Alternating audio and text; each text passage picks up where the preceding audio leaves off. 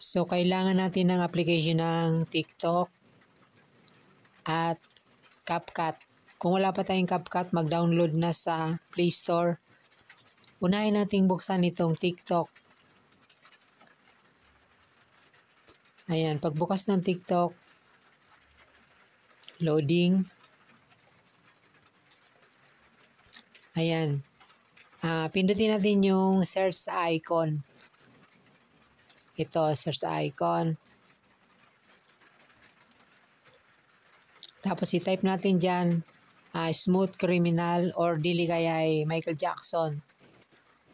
Michael Jackson dance. Ayan, lalabas na yung mga sample. Piliin natin yung buo, yung may nakalagay sa taas na, ayan, ito.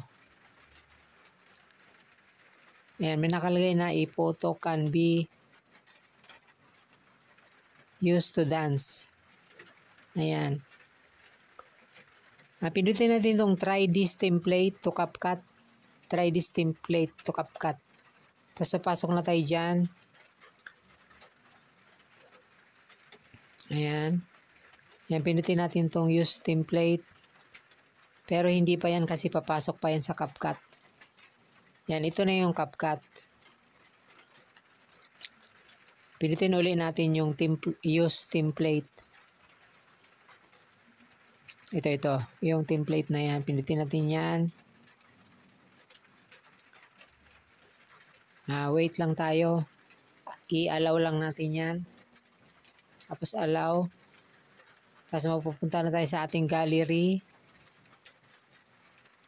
Yan, pipili lang tayo ng picture. Ito yung picture na to. Pili natin yan.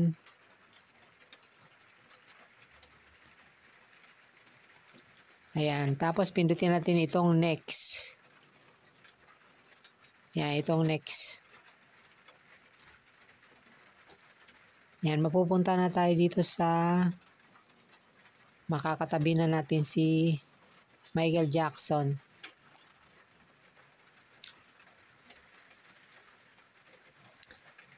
Ayan.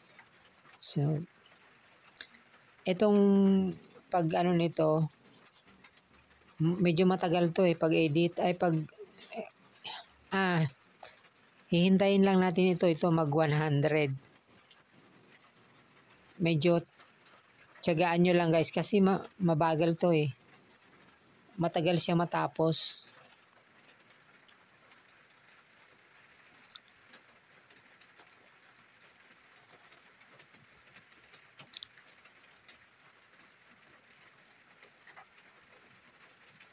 Ayan, ano ko na lang, 99 na siya. Bali, in advance ko na lang tong video na to. Hanggang sa hintayin natin. Matagal pa rin.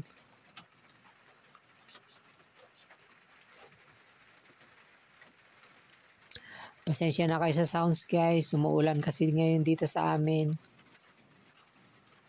Yan, wait lang tayo. Ayan na, pumasok na siya guys. So, pindutin natin yung save. I mean yung export sa taas. May makikita kayo export.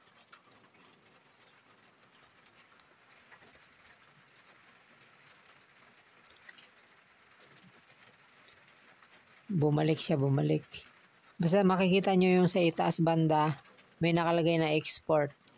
Pipindutin nyo lang yun. Hanggang sa matapos na siya. Mag-record na siya. Papasok na siya sa ating gallery. Tapos pwede na natin siyang gamitin sa sa Reels, sa YouTube Short, sa TikTok. Yan, pwede na natin siyang gamitin. Ayan na, pindutin mo na yung export yan. Export. Tapos na yan Ayan.